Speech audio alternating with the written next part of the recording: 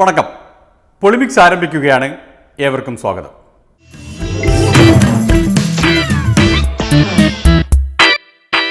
LDF വന്നതോടെ എല്ലാം ശരിയാവുകയാണ്. കേരള രാഷ്ട്രീയം തന്നെ ആകെ മൊത്തം ശരിയാവുന്നതിന്റെ ലക്ഷണങ്ങൾ കണ്ടു തുടങ്ങി. ഏതായാലും ഒരു കാര്യം ഞാൻ പറയാം, ചെറു പാർട്ടികൾക്ക് പിടിച്ചു നിൽക്കാൻ വലിയ പാടാണ്. രണ്ട് മുന്നണിയിലും. ഇപ്പൊ എന്തിനാ എൽ ഡി എഫിൽ എന്താ സ്ഥിതി? ചെറു പാർട്ടികൾക്ക് സ്ട്രഗിൾ ചെയ്ത് നിൽക്കാൻ വലിയ പാടാണ്. ആളെ മനസ്സിലായി കാണുമല്ലോ. ജോണി നെല്ലൂർ, കേരള കോൺഗ്രസ് ജേക്കബ് ഗ്രൂപ്പിന്റെ ചെയർമാൻ. ചെറു പാർട്ടികൾ എന്നാൽ ജോണിയുടെ പാർട്ടിയെ പോലുള്ള പാർട്ടികൾ തന്നെയാവും. അതിനെക്കുറിച്ച് കോൺഗ്രസുകാർ അങ്ങനെയാണല്ലോ പറയുന്നത്. കോൺഗ്രസുകാർ പറയുന്നത് ഒരു ഓട്ടോറിക്ഷ കയറാൻ ആളില്ലാത്ത പാർട്ടിയാണ് ഞങ്ങളുടേതെന്ന. അപ്പൊ പിന്നെ ആ പറയാ ഒരു ഓട്ടോറിക്ഷ അഞ്ചു പേരല്ലേ പരമാവധി ഒരു ഓട്ടോറിക്ഷ കയറുള്ളൂ. അപ്പോൾ ജോണി സാറെ, ഇനി എന്തു ചെയ്യണമെന്നുകൂടി പറഞ്ഞു വെച്ചാൽ മറ്റു ചെറുകക്ഷികൾക്ക് കാര്യങ്ങൾ മനസ്സിലാക്കാൻ എളുപ്പമായിരുന്നു. ഏതായാലും ചെറു പാർട്ടികളുടെ പ്രസക്തി കുറഞ്ഞു വരുന്നു. അതുകൊണ്ട് തീർച്ചയായും ചെറു പാർട്ടികൾ സമാന സ്വഭാവമുള്ള പാർട്ടികളുമായി ചേർന്ന് ഐക്യപ്പെട്ടു പോകുന്നതിനെ കുറിച്ച് ആലോചിക്കേണ്ട സന്ദർഭമാണ്. സമാന സ്വഭാവമുള്ള പാർട്ടികളുമായി ചേരുക എന്ന് പറഞ്ഞാൽ ജോണി നെല്ലൂരിന്റെ പാർട്ടി കേരള കോൺഗ്രസുകളോടാണ് ചേരേണ്ടത്. ഞാൻ എത്രയോ കാലമായി പറയുന്ന കേരള കോൺഗ്രസുകൾ ഒന്നാകേണ്ട സന്ദർഭം അതിക്രമിച്ചിരിക്കുന്നു. കേരള കോൺഗ്രസുകളുടെ ഐക്യമാണ് നാടിന്റെ ആവശ്യം. ജോണിക്ക് ഇങ്ങനെ ഒരു സ്വപ്നമുണ്ടെന്ന കാര്യം പൊളിമിക്സിന് എന്നേ മനസ്സിലായതാണ്. എന്ന് വേണമെങ്കിൽ കൃത്യമായി പറയാം. തെരഞ്ഞെടുപ്പ് കാലത്ത് സ്വന്തം പാർട്ടിയോട് UDF അനീതി കാട്ടുകയാണ് എന്നാരോപിച്ച് പാർട്ടിയുടെ ചെയർമാൻ സ്ഥാനം പോലും വേണ്ട എന്ന് പറഞ്ഞ് ഇറങ്ങിപ്പോയ ജോണിയെ പാലായിൽ മാണിസാറിന്റെ വീട്ടിലേക്ക് വിളിച്ചു വരുത്തി UDFന്റെ നേതാക്കൾ മെരുക്കിയെടുക്കുന്നത് കണ്ടപ്പോഴേ പൊളിമിക്സിന് കാര്യം മനസ്സിലായതാണ്.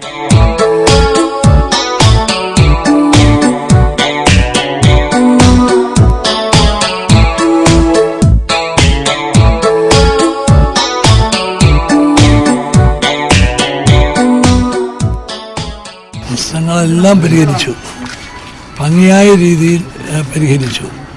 ജോണിയുടെ പ്രവർത്തനം UDFന് അനിവാര്യമാണ്. UDFന്റെ നേതൃത്വത്തിൽ തന്നെ കേരള കോൺഗ്രസ് പാർട്ടിയുടെയും UDFന്റെയും നേതൃത്വത്തിൽ തന്നെ ജോണിയും ഉണ്ടാകണം എന്നുള്ള ആഗ്രഹം പ്രകടിപ്പിച്ചു. അദ്ദേഹം അത് സമ്മതിച്ചിട്ടുണ്ട്. ജോണിയുടെ പേര് ഞങ്ങൾ അടുത്ത UDF യോഗത്തിൽ സെക്രട്ടറി സ്ഥാനത്തേക്ക് പ്രപ്പോസ് ചെയ്യാൻ തീരുമാനിച്ചിരിക്കുകയാണ്. ഇനി അങ്ങോട്ടുള്ള എല്ലാ നോക്കും വാക്കും ശ്രദ്ധയോടെ കാണണേ. ജോണിയുടെ കള്ളക്കണ്ണും ഇളം ചിരിയും എല്ലാം. ജോണിയോട് രാജിയൊക്കെ പിൻവലിച്ച് ഐക്യജനാധിപത്യ മുന്നണിയുടെ വിജയത്തിന് വേണ്ടി പൂർണ്ണമായും സഹകരിക്കണം എന്ന് അഭ്യർത്ഥിച്ചു. അദ്ദേഹം അത് സമ്മതിച്ചിട്ടുണ്ട്. അത് സമ്മതിച്ചെന്ന് മാത്രമല്ല, ഇപ്പോൾ ആദ്യമായി പാലാ യോഗത്തിലേക്ക് ജോണി വരും. ജോണി വന്ന് സംസാരിക്കും. ജോണി എങ്ങോട്ട് പോകണം, എവിടെ പോയി പ്രസംഗിക്കണം എന്നെല്ലാം തീരുമാനിക്കാനുള്ള അവകാശവും അധികാരവും മാണിസാറിനുണ്ട്. ഭഗവാനെ മാണിസാർ എൻ്റെ രാഷ്ട്രീയ ഗുരുനാഥൻ കൂടിയാണ്. അതുകൂടി മനസ്സിലാക്കണം. ഞാൻ വിദ്യാർത്ഥി രാഷ്ട്രീയത്തിൽ ഇറങ്ങുമ്പോൾ മുതൽ മാണിസാറായിരുന്നു എൻ്റെ രാഷ്ട്രീയ ഗുരുനാഥൻ. അപ്പോൾ അതുകൂടി കണക്കിലെടുത്താണ് ജോണി അന്ന് UDFന് വഴങ്ങിയതെന്ന് പൊളിമിക്സിന് അന്നേ ഉറപ്പാണ്. ആ വേദി ശരിക്കും ഓർമ്മയില്ലേ? ഇന്ന് നമ്മുടെ ഇടയിൽ അടുത്ത കാലത്ത് നിങ്ങൾക്ക് എല്ലാവർക്കും അറിയാം, എല്ലാ സ്ഥാനങ്ങളും രാജിക്കിടന്ന് നമ്മുടെ UDFന്റെ എല്ലാ സ്ഥാനങ്ങളും രാജിവെക്കാൻ തീരുമാനിച്ചു എന്ന് പ്രഖ്യാപിച്ച് അല്പം സാങ്കേതികമായ ചില കാരണങ്ങളാൽ ഇടഞ്ഞു നിന്നിരുന്ന ഐക്യജനാധിപത്യ മുന്നണിയുടെ തലയെടുപ്പുള്ള നേതാക്കന്മാരിൽ ഒരാളായ പ്രിയപ്പെട്ട ജോണി നെല്ലൂർ ഇന്ന് സമാഗതനായിട്ടുണ്ട്. അത് വലിയ സന്തോഷമാണ്. ആർക്കും ഈ UDF വിട്ടുപോകാൻ കഴിയില്ല. UDF ആര് പോയാലും പോകാൻ വന്നാലും പിന്നെയും തറവാട്ടിലേക്ക് തിരിച്ചു വരും. ജോണി ഒരു കാലം അങ്ങോട്ട് എടുത്തു വെച്ചു എന്ന് മാത്രമേ ഉള്ളൂ, വീണ്ടും ഇങ്ങോട്ട് വന്നു. ഇതാണ് എന്റെ കാര്യം. അപ്പൊ അതിന്റെ അർത്ഥം എന്താ? 1 സ്റ്റെപ്പ് ബാക്ക്വേർഡ്, 2 സ്റ്റെപ്സ് ഫോർവേഡ്. അല്ലെ, ജോണി ഒരു കാലം പുറകോട്ട് വലിച്ചു, ജോണി 2 കാലം മുന്നോട്ട് വെച്ചുകൊണ്ട് UDFനെ ശക്തമാക്കുന്നുള്ള തീരുമാനമെടുത്തുകൊണ്ട് ആദ്യമായി പാലാ നിയോജക മണ്ഡലത്തിലേക്ക് വരികയാണ്. ജോണിക്ക് ഞാൻ എല്ലാവിധമായ ഭാവുകങ്ങൾ നേരുന്നു. ജോണിക്ക് അഭിനന്ദനങ്ങൾ നൽകുന്നു. അതിനാൽ ഘടകകക്ഷി നേതാക്കന്മാരുടെ മുന്നണി നേതാവായി മാറിയിരിക്കുന്ന ഐക്യ ജനാധിപത്യ മുന്നണിയുടെ കാര്യദർശി സെക്രട്ടറി ശ്രീ ജോണി നെല്ലൂർ സാർ ഇതാ ആശംസകൾ നേടും. പാലായെ സംബന്ധിച്ച് ഇവിടെയുള്ള പ്രിയപ്പെട്ടവരോട് മാണി സാറിനെ വിജയിപ്പിക്കണമെന്ന് പറഞ്ഞാൽ അത് വലിയൊരു അപരാധമായിരിക്കും. ഭൂരിപക്ഷം വർദ്ധിപ്പിക്കണം എന്ന് മാത്രമേ എനിക്ക് പറയുവാനുള്ളൂ. വലിയ ഭൂരിപക്ഷത്തോടുകൂടി മാണി സാറിനെ നിങ്ങൾ വിജയിപ്പിച്ചയക്കണം. കേരളത്തിന് മാണി സാറിന് ആവശ്യമുണ്ട്. ഐക്യ ജനാധിപത്യ മുന്നണിക്ക് മാണി സാറിന് ആവശ്യമുണ്ട്.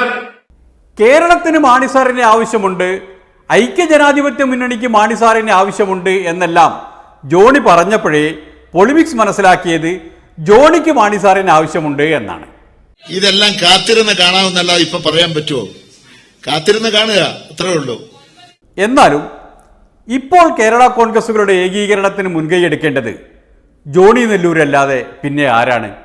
മുൻകൈയെടുക്കുക. കേരള കോൺഗ്രസുകളെ ശക്തിപ്പെടുത്തുവാൻ, ഐക്യപ്പെടുവാനായിട്ട് ഏതെങ്കിലും ഭാഗത്തു നിന്നൊരു നീക്കം ഉണ്ടായാൽ ഞങ്ങൾ അതിന് പരിപൂർണമായി പിന്തുണ കൊടുക്കും. അങ്ങനെ ഒരു അവസരം വരുമ്പോൾ അനൂപ് ജേക്കബ് പാർട്ടിയിൽ ഉണ്ടാകുമോ എന്ന കാര്യത്തിലാണ് പൊളിമിക്സിന് സംശയം. അതിന് അനൂപ് ജേക്കബ് വ്യത്യസ്തനല്ലോ, ഈ പാർട്ടിയുടെ ഭാഗമല്ലേ? അനൂപ് ജേക്കബ് അന്നും ഈ പാർട്ടിയുടെ ഭാഗമായിരിക്കുമെങ്കിൽ അത്രയും നല്ലത്. അല്ലെങ്കിൽ ചെറിയൊരു കഷ്ണം കേരള കോൺഗ്രസുമായി അനൂപിനെ പിന്നെയും പിറവത്തു തന്നെ കാണാം. അല്ല, അത് തന്നെ ഈ നാടിന്റെ ശാപമായിട്ടാണ് ഞാൻ കാണുന്നത്. ഇങ്ങനെ പല കഷ്ണങ്ങളായി അവിടെ എവിടെയും പോയി കൂടുന്നത് അതെന്തിനാന്ന്? കേരള കോൺഗ്രസുകളൊക്കെ അങ്ങനെ ഒന്നായിട്ട് ശക്തമായ ഒരു കേരള കോൺഗ്രസ് ആയിട്ട് നിൽക്കട്ടെ. ഏതായാലും ഇപ്പോൾ ഇങ്ങനെ ഒരു ചിന്തയിലേക്ക് ജോണി നെല്ലൂരിനെയും പാർട്ടിയെയും നയിച്ചത് തിരഞ്ഞെടുപ്പ് കാലത്ത് മുന്നണിയുടെ നായക കക്ഷി കളിച്ച കളിയാണ്. തങ്ങൾക്ക് നീതി കിട്ടിയിട്ടില്ല എന്ന് ജോണി അന്നേ പറഞ്ഞതാണ്. അല്ല, അതിനകത്ത് ഞാൻ പറഞ്ഞല്ലോ, പാർട്ടിയോട് നീതികേട് കാണിച്ചു എന്ന് പറയുമ്പോൾ പാർട്ടിക്ക് അർഹതപ്പെട്ട സീറ്റുകൾ നൽകിയില്ല എന്നുള്ളത് തന്നെയാ. പക്ഷേ ഒരു കാര്യം നിങ്ങൾ അറിയണം, ഇത്തവണത്തെ സീറ്റ് ചർച്ച എന്തായിരുന്നു? ഈ മുന്നണിയുടെ ചരിത്രത്തിൽ ഇതുപോലൊരു സീറ്റ് ചർച്ച നടന്നിട്ടുണ്ടോ? ഏതെങ്കിലും കക്ഷിയുമായി സീറ്റ് ചർച്ച പൂർത്തീകരിക്കാൻ കഴിഞ്ഞു? കേരള കോൺഗ്രസ് എമ്മിന്റെ പ്രതിനിധികൾ കഴിഞ്ഞ UDF യോഗത്തിൽ പറഞ്ഞത് ഞങ്ങളുമായുള്ള സീറ്റ് ചർച്ച ഇപ്പോഴും തീർന്നിട്ടില്ലെന്നാ അവര് പറഞ്ഞത്. അവരുടെ പ്രതിനിധികൾ പറഞ്ഞു ഡൽഹിയിൽ പോയി വന്നിട്ട് ചർച്ച ചെയ്യാമെന്ന് പറഞ്ഞു പോയി. പിന്നീട് ചർച്ചയുണ്ടായില്ല. ഡൽഹിയിൽ നിന്ന് ഫോണിൽ വിളിച്ചു പറഞ്ഞു അവരെ സീറ്റ് ചർച്ചയൊന്നും പൂർത്തീകരിച്ചില്ലെങ്കിലും അവർക്ക് നേരത്തെ ഉണ്ടായിരുന്ന 15 സീറ്റിലും അവർ സ്ഥാനാർത്ഥികൾ പ്രഖ്യാപിച്ചു എന്ന് അവർ പറഞ്ഞത് സത്യമല്ലേ? ഞങ്ങളുമായി ചർച്ച ചെയ്ത് ഞങ്ങൾക്കുള്ള സീറ്റുകൾ വന്ന ശേഷം തീരുമാനിക്കാം, 3 സീറ്റ് തരാം, ആ 3 സീറ്റ് ഏതൊക്കെ എന്നുള്ളത് ഡൽഹിയിൽ നിന്ന് വരുമ്പോൾ തീരുമാനിക്കാമെന്ന് പറഞ്ഞു പോയതാ. അപ്പൊ ചർച്ചകൾ പോലും പൂർത്തീകരിക്കാതെയാണ് ഇത്തവണ തെരഞ്ഞെടുപ്പിലേക്ക് പോയത്. അങ്ങനെയാണ് UDF തെരഞ്ഞെടുപ്പിലേക്ക് പോയതെങ്കിൽ അവിടെ നിന്നുള്ള കഥകൾ കേട്ടതിനേക്കാൾ രസകരമായിരിക്കുമല്ലോ. ആ കഥകളും കണക്കുകളും കേൾക്കാം. ഇടവേള എങ്ങ് കഴിയട്ടെ.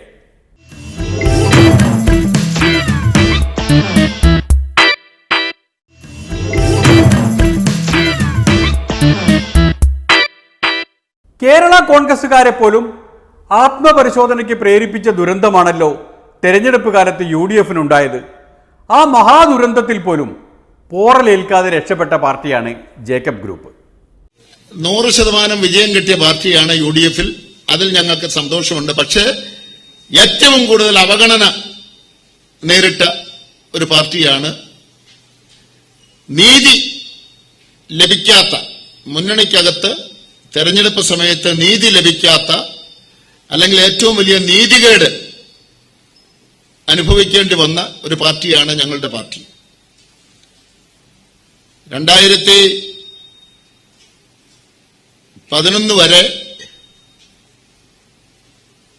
ഞങ്ങൾക്ക് 4 സീറ്റുകൾ ഉണ്ടായിരുന്നു. 2011 അത് 3ആക്കി, ഇപ്പോൾ അത് 1ആക്കി. 100% വിജയത്തിന്റെ രഹസ്യവും അതാണ്. പിറവത്ത് മത്സരിച്ചു, പിറവത്ത് ജയിച്ചു. ദോഷം പറഞ്ഞുകൂടെ കേട്ടോ, കോൺഗ്രസുമായി തട്ടിച്ചു നോക്കുമ്പോൾ അതൊരു വൻ വിജയം തന്നെയാണ്. ഞങ്ങൾക്ക് 1 കിട്ടിയത് ഞങ്ങൾക്ക് ജയിക്കാൻ പറ്റി. 87ലേക്ക് പോയൊരു 22ലേക്ക് ചുരുങ്ങി. 87ലേക്ക് വളർന്നതാര് എന്ന് പ്രത്യേകം പറയേണ്ടതില്ലല്ലോ. 82 സീറ്റിൽ മത്സരിച്ച കോൺഗ്രസ് ഇത്തവണ 87 മത്സരിച്ചത്. അതും ചെറുതാണോ? ഇവിടെ ചർച്ചയൊന്നും ചെയ്യാതെ ചർച്ചകളൊക്കെ ഇവിടെ നിന്ന് മാറ്റി അങ്ങ് പോയിട്ട് കഴിഞ്ഞ തവണ 2011 82 മത്സരിച്ച്, ഇത്തവണ 87 മത്സരിച്ച്. എങ്ങനെ നോക്കിയാലും തോൽക്കാനുള്ള കാരണങ്ങൾ ഉണ്ടാക്കി വെച്ചത് കോൺഗ്രസ് തന്നെയാണ്. അതാണ് ആ പാർട്ടിയുടെ ഗുണം. ഈ ബാറുകൾ പൂട്ടിയത് വഴി ബാർ ഉടമകൾ മാത്രമല്ല ഗവൺമെന്റിനെതിരായത്. ബാറുമായി ബന്ധപ്പെട്ട് പ്രവർത്തിച്ചിരുന്ന, ഇല കൊടുക്കുന്ന പാവപ്പെട്ട ആളുകൾ, കടല കച്ചവടക്കാർ, സോഡ കച്ചവടക്കാർ, മുട്ട കച്ചവടക്കാർ, ഓട്ടോറിക്ഷക്കാർ തുടങ്ങി വലിയൊരു വിഭാഗം ഈ ഗവൺമെന്റിന് എതിരായി, കുടിയന്മാരുടെ പോട്ടെ, അത് വലിയ ഒരു എതിർപ്പ് ഉണ്ടാക്കി. ഞങ്ങൾ ആ കാലത്തും ഈ നിലപാട് തന്നെ പറഞ്ഞിരുന്നു. പക്ഷേ നാടോടുമ്പോൾ നടുവെ ഓടണം എന്നുള്ളത് കൊണ്ട് ഞങ്ങളും ഗവൺമെന്റ് തീരുമാനം അംഗീകരിച്ച് അതിനനുകൂലമായി നിലപാട് സ്വീകരിച്ചു പോവുകയായിരുന്നു.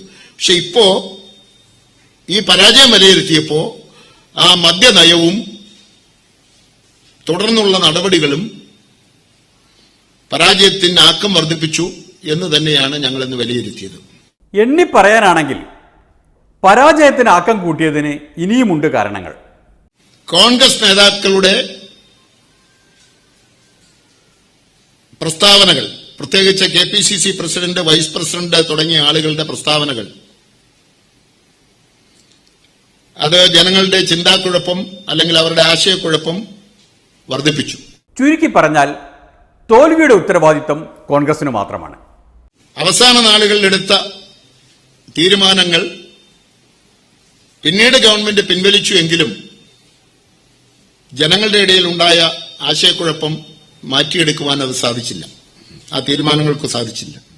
ആ അഭിപ്രായം ജേക്കബ് ഗ്രൂപ്പിനെ പോലെ 100% വിജയം നേടിയ ചെറുകക്ഷികൾക്ക് മാത്രമല്ല ഉള്ളത്.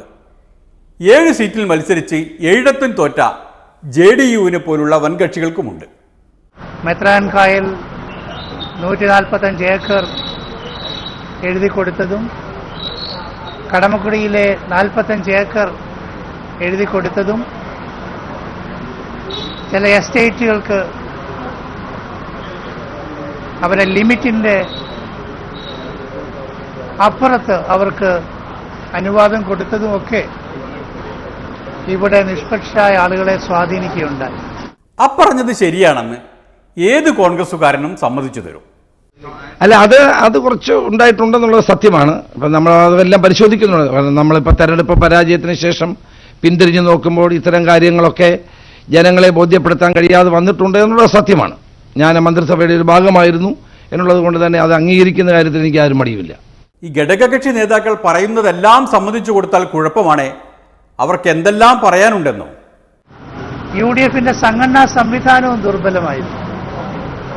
ഇടതുപക്ഷ ജനാധിപത്യ മുന്നണി അനുകൂലമായി കമ്പയർ ചെയ്യുമ്പോൾ UDFന് വേണ്ടത്ര മുന്നൊരുക്കം നടത്താൻ സാധിച്ചില്ല എന്നാണ് മനസ്സിലാക്കുന്നത്. പ്രത്യേകിച്ച് ആ സംഘടനാ സംവിധാനം ദുർബലമായിരുന്നുകൊണ്ടാണ് UDFന് വളരെ ശക്തിയുള്ള മേഖലകളിൽ പോലും വേണ്ടത്ര വോട്ടുകൾ സമാഹരിക്കാൻ കഴിയാതെ. UDFന് 2000-3000 വോട്ടുകളുടെ ഭൂരിപക്ഷം കിട്ടേണ്ട പഞ്ചായത്തുകളിൽ 100-200 വോട്ടുകളൊക്കെയാണ് ഭൂരിപക്ഷം നേടാൻ സാധിച്ചത്. അത് UDFന്റെ സംഘടനാ സംവിധാനത്തിന്റെ ഒരു പരാജയമായിരുന്നു. പറഞ്ഞു വന്നാൽ ഈ UDF എന്ന് പറയുന്നത് ഒന്നിനും കൊള്ളാത്ത ഒരു രാഷ്ട്രീയ സംവിധാനമാണ്. UDF സാമുദായിക ശക്തികൾക്ക് വളരെ വിധേയപ്പെട്ടത് ഇവിടെ സെക്യുലർ പോളിറ്റിക്സിൽ വ്യവഹരിക്കുന്നവരെ വളരെ വ്യാകുലപ്പെടുത്തിയിട്ടുണ്ട്. BJP പോലെയുള്ള ഒരു കമ്മ്യൂണൽ പോളിറ്റിക്സിനെ നേരിടണമെങ്കിൽ നല്ലൊരു സെക്യുലർ പോളിറ്റിക്സ് കൊണ്ട് മാത്രമേ സാധിക്കുകയുള്ളൂ. നമുക്ക് അവശത അനുഭവിക്കുന്ന ജനവിഭാഗങ്ങളെ കൂട്ടി നിർത്തേണ്ട ആവശ്യമുണ്ട്. പ്രത്യേകിച്ചും പിന്നോക്ക ദളിത് ജനവിഭാഗങ്ങളെ നമ്മൾ കൂട്ടി നിർത്തേണ്ട ആവശ്യമുണ്ട്. അതാണ് സോഷ്യൽ എഞ്ചിനീയറിംഗ് എന്ന് പറയുന്നത്. പക്ഷേ ആ അവശത അനുഭവിക്കുന്ന ജനവിഭാഗങ്ങളെ കാണിച്ചുകൊണ്ട് അവരെ പ്രതിദാനം ചെയ്യുന്ന സാമുദായിക സംഘടനകൾ UDFുമായി ഒട്ടേറെ വിലപേശൽ നടത്തിയുണ്ട്. ജനതാദൾ യുണൈറ്റഡിന്റെ വർഗീസ് ജോർജും ജോണി നെല്ലൂരും പറഞ്ഞത് കൂട്ടിയാൽ ഇതാണ് കിട്ടുക. കൂട്ടായ ഒരു വർക്ക് ഉണ്ടായിട്ടില്ല, ഒരു മുൻകരുതൽ ഉണ്ടായിട്ടില്ല, മുൻകരുതലായ ഒരു നടപടിയും ഒരു ഭാഗത്തും ഉണ്ടായിട്ടില്ല. പ്രചരണ രംഗത്ത് വളരെ പുറകോട്ട് പോയി, സാമ്പത്തിക രംഗത്ത് വളരെ പുറകോട്ട് പോയി. ഈ കാര്യങ്ങളെല്ലാം ഞങ്ങൾ പറഞ്ഞിട്ടുണ്ട്. ഒരു സാധാരണ തെരഞ്ഞെടുപ്പിന് അഭിമുഖീകരിക്കാൻ പോകുമ്പോഴുണ്ടാകാവുന്ന ഒരു മുന്നൊരുക്കമുണ്ടല്ലോ, ആ മുന്നൊരുക്കം ഈ ഇലക്ഷനിൽ ഉണ്ടായിട്ടില്ല. കേരളത്തിൽ ഒരു വർഷം മുമ്പേ എടുക്കേണ്ടുന്ന മുന്നൊരുക്കം കേരളത്തിൽ ഉണ്ടായില്ലെന്ന് മാത്രമല്ല, ഇലക്ഷന്റെ അവസാന നാളുകളിൽ സംശയങ്ങൾ ഉണ്ടാകുന്ന ഒരുപാട് വിവാദങ്ങളും പാർട്ടി അഭിമുഖീകരിക്കേണ്ടി വന്നിട്ടുണ്ട്. ആ അഭിമുഖീകരിക്കുന്ന വിഷയങ്ങളൊക്കെ ഞങ്ങൾ വിഷയമായി അവതരിപ്പിച്ചു എന്നല്ലാതെ അതിൻ്റെ പരിഹാര മാർഗം എന്ത് എന്നത് അത് പാർട്ടി ഹൈക്കമാൻഡ് തീരുമാനിക്കണം എന്നാണ് ഞങ്ങൾ ആവശ്യപ്പെടുന്നത്. പരിഹാര മാർഗം ഒന്നേയുള്ളൂ, KPCC പ്രസിഡന്റിനെ അങ്ങ് തട്ടുക. KPCC നേതൃതലത്തിൽ മാറ്റം വേണോ വേണ്ടയോ എന്ന് തീരുമാനിക്കുന്നത് ഹൈക്കമാൻഡാണ്. ഞങ്ങളതിന് അടിസ്ഥാനപരമായ കാരണങ്ങളൊക്കെ ചിത്രീകരിച്ചു. അപ്പോൾ സ്വാഭാവികമായും അതിൻ്റെ അകത്ത് അതെങ്ങനെ തിരുത്തണമെന്ന് തീരുമാനിക്കുന്നത് ഹൈക്കമാൻഡാണ്. K. സുധാകരനും തിരുവഞ്ചൂർ രാധാകൃഷ്ണനും എല്ലാം ദില്ലിയിൽ ചെന്ന് VM സുധീരനെ മാറ്റുന്നതിനുള്ള അടിസ്ഥാന കാരണങ്ങൾ ചിത്രീകരിച്ച സ്ഥിതിക്ക് ഇനി ഹൈക്കമാൻഡിന് വേറെ രക്ഷയൊന്നുമില്ലല്ലോ. ഹൈക്കമാൻഡ് ഈ കാര്യം പരിശോധിക്കുന്നുണ്ട്. ഞങ്ങൾ 3 പേരെയും ശ്രീമാൻ AK ആന്റണിയുടെയും ACC general secretary Shri Mukul വാസ്നിക്കിൻ്റെയും സാന്നിധ്യത്തിൽ ഞങ്ങളെ വിളിച്ച് ശ്രീ രാഹുൽ ഗാന്ധി ചർച്ച ചെയ്തിരുന്നു. ഒരു വിശദമായ ചർച്ചയോട് വെച്ചിട്ടുണ്ട്. ഇപ്പോൾ KPCC പ്രസിഡന്റിനെ മാറ്റണമെന്നുള്ള തീരുമാനം എടുത്തിട്ടില്ല. KPCCയിൽ ഒരു വലിയ അഴിച്ചുപണിയെപ്പറ്റി ഇപ്പോൾ തീരുമാനം എടുത്തിട്ടില്ല. ഈ ചർച്ചകൾക്ക് ശേഷം വേണമോ വേണ്ടയോ എന്നൊക്കെ അവർ തീരുമാനിക്കും. ഇതുവരെ വേണോ എന്നുള്ള തീരുമാനം എടുത്തിട്ടില്ല. അത് വളരെ സ്പഷ്ടമാണ്. എഴുതുമ്പോൾ ചാനലിൽ ബ്രേക്കിംഗ് ന്യൂസ് അടിച്ചു കളയരുത് വെറുതെ. ബ്രേക്കിംഗ് ന്യൂസ് അടിക്കാനുള്ള അനുമതി കിട്ടാത്തതിനാൽ പൊളിമിക്സ് ഒരു ഇടവേളയിലേക്ക് കടക്കുകയാണ്. അത് കഴിഞ്ഞാൽ വേറെ ചില ദുരന്തങ്ങൾ കാണാനുണ്ട്.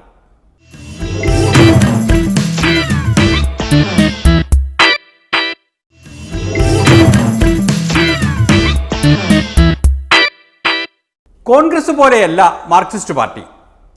ഇങ്ങനെ മാസങ്ങളോളം അവലോകനവുമായി നടക്കാനൊന്നും അവിടെ പറ്റില്ല. തോറ്റാലും ശരി ജയിച്ചാലും ശരി പാർട്ടി മെമ്പറാണെങ്കിൽ പ്രവർത്തിച്ചിരിക്കണം. അതുകൊണ്ടാണ് ആ പാർട്ടി അടിക്കടി വളരുന്നത്. 2015 അപേക്ഷിച്ച് കേരളത്തിൽ CPM-ന്റെ അംഗസംഖ്യ 30,678 പേർ പാർട്ടി മെമ്പർഷിപ്പിൽ വർദ്ധിച്ചിട്ടുണ്ട്. ഈ പാർട്ടി അംഗങ്ങളായിട്ടുള്ളവരുടെ പ്രവർത്തനങ്ങൾ പരിശോധിച്ചുകൊണ്ടായിരിക്കണം അടുത്ത വർഷം പാർട്ടി അംഗസംഖ്യ പുതുക്കുന്ന സന്ദർഭത്തിൽ ഓരോ മെമ്പർമാരുടെയും പ്രവർത്തനം പരിശോധിച്ചതിന് ശേഷം മാത്രമേ, എല്ലാ വർഷവും സ്കൂട്ടി നടത്താറുണ്ടെങ്കിലും ഒരു മെമ്പർ പ്രവർത്തിക്കുന്ന മെമ്പറായിരിക്കണം. ആർക്കും ഇങ്ങനെ ഇരുന്നുറങ്ങാനൊന്നും പറ്റില്ല എന്നാണ് പാർട്ടി സെക്രട്ടറി പറഞ്ഞതിനർത്ഥം. പദവി കിട്ടിയാലും ശരി കിട്ടിയില്ലെങ്കിലും ശരി പ്രവർത്തിച്ചു കൊള്ളണം. ഇവിടെ LDF വന്നാൽ എല്ലാം ശരിയാകുമെന്ന് പറഞ്ഞു. ആദ്യം ശരിയാക്കിയ ശ്രീ അച്യുതാനന്ദനെ തന്നെയാണ്. അച്യുതാനന്ദൻ നിയമസഭ അംഗങ്ങൾ താമസിക്കുന്ന നിയമസഭാ ഹോസ്റ്റലിൽ അദ്ദേഹത്തിനൊരു മുറി എടുക്കേണ്ട ഗതികേടിലാണ് നിൽക്കുന്നത്.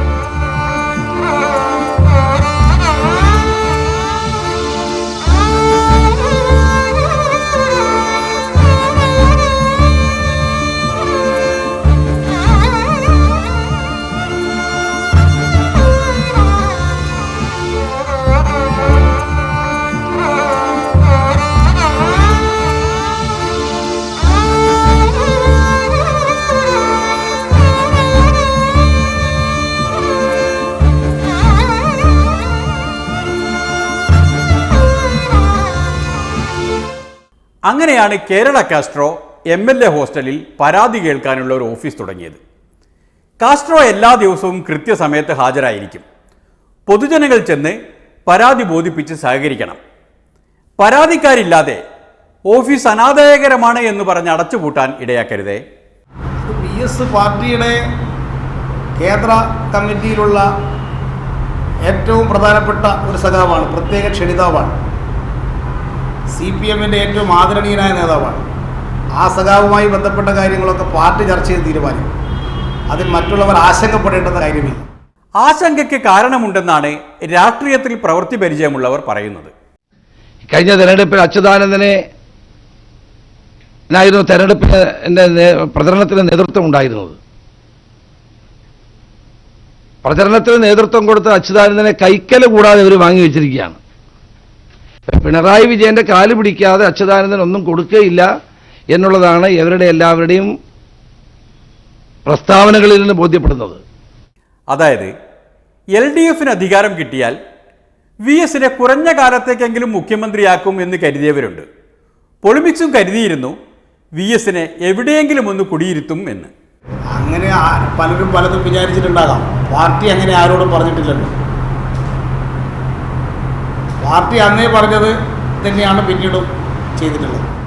യെച്ചൂരിയും സീതാറാം യെച്ചൂരിയും പിണറായി വിജയനും കൂടി അച്യുതാനന്ദനെ നന്നായി കബളിപ്പിച്ചിരിക്കുകയാണ്. അദ്ദേഹം ഇനി ഒരു MLA ആയി തുടരണമോ എന്ന് അദ്ദേഹം തീരുമാനിക്കട്ടെ.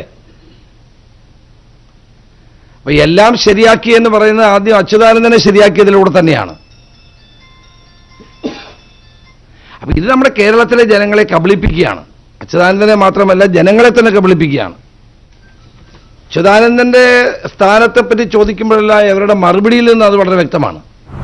ആ സഖാവുമായി ബന്ധപ്പെട്ട കാര്യങ്ങളൊക്കെ പാർട്ടി ചർച്ച ചെയ്ത് തീരുമാനിക്കും. അതിൽ മറ്റുള്ളവർ ആശങ്കപ്പെടേണ്ട കാര്യമില്ല. പൊളിമിക്സിന് ആശങ്കയില്ലാതല്ല, ആശങ്ക അരുതെന്ന് പാർട്ടി സെക്രട്ടറി പറഞ്ഞതിനാൽ ആശങ്ക പിൻവലിക്കുന്നു, വേറെ തമാശ നോക്കി പോകുന്നു.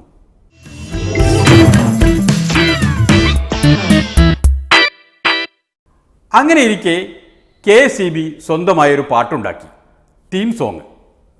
ഒരു പാട്ടിൻ്റെ കുറവ് മാത്രമാണല്ലോ KSEBക്ക് ഉണ്ടായിരുന്നത്. പ്രമുഖ സംഗീത സംവിധായകൻ ജയചന്ദ്രനാണ് അത് തയ്യാറാക്കി കൊടുത്തത്.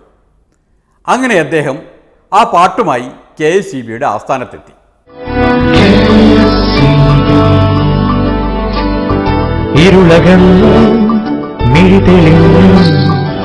പുതിയ വാനം പുതിയ ഭൂമി ഉണരുമൂർജം വിജയനാളം അജയ്യദൗത്യദീപ്തിയായി അപാര ജീവിതോർജതാളമായി.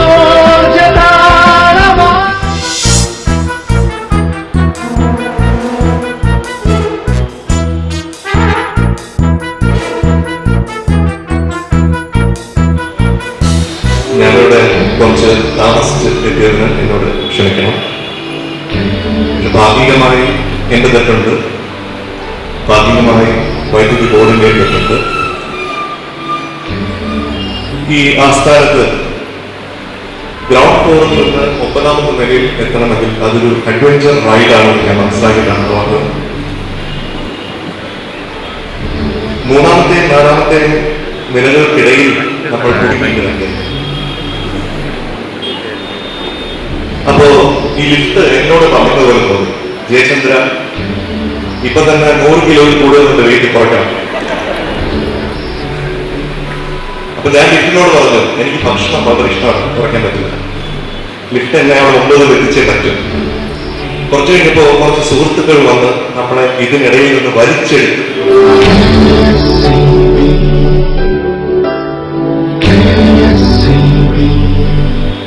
അപ്പൊ ഞാനാണെങ്കിൽ ഞാൻ വല്ലപ്പോഴും വരുന്ന, വല്ലപ്പോഴും ആദ്യമായിട്ടാണ് 2ാമത്തെ തന്നെയാണ്.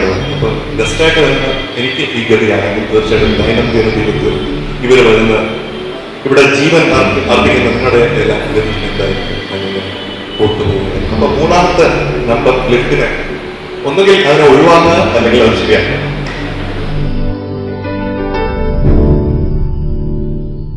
KSEBയുടെ ആസ്ഥാനത്തെ സംവിധാനങ്ങൾ ഇങ്ങനെയാണ് പ്രവർത്തിക്കുന്നതെങ്കിൽ താഴോട്ട് എന്തായിരിക്കും അവസ്ഥ എന്ന് ഊഹിക്കാവുന്നതല്ലേ ഉള്ളൂ. ഏതായാലും പാട്ടുണ്ടല്ലോ, അത് നല്ലതാണ്. KSEB തീം സോങ് ചെയ്യുക എന്നുള്ളത് എൻ്റെ ജീവിതത്തിൽ എനിക്ക് കിട്ടിയ ഏറ്റവും വലിയ ഓണറുകളിൽ ഒന്നായിട്ട് ഞാൻ എൻ്റെ ഹൃദയത്തിൽ എൻ്റെ അച്ഛൻ്റെ ഓർമ്മകളിലൂടെ ഏകദേശം 3 മാസം ഇതെങ്ങനെ ചെയ്യണം എന്ന് പല രീതിയിൽ ആലോചിച്ച് ഞാനും ശ്രീ റഫീഖ് ആബാദും അതുപോലെ വിജയ് യേശുദാസ് ചേർന്നിട്ടാണ് ഈ തീം സോങ് കൺസ്ട്രക്ട് ചെയ്തത്.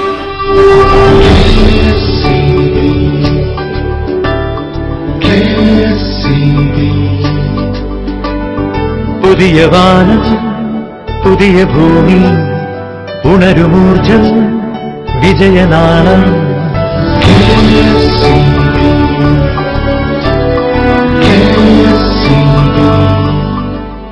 അതിരപ്പള്ളി പദ്ധതിയിൽ നിന്നുള്ള വൈദ്യുതി കിട്ടുന്നതുവരെ സംഗതി ഇങ്ങനെയൊക്കെ ആയിരിക്കുമെന്ന് അറിയിച്ചുകൊണ്ടും മാന്യ ഉപഭോക്താക്കൾ അതെല്ലാം സഹിക്കണമെന്ന് അഭ്യർത്ഥിച്ചുകൊണ്ടും ഇന്നത്തെ പൊളിമിക്സ് ഇവിടെ തീരുന്നു. ഇനി കാണും വരെ നന്ദി, നമസ്കാരം.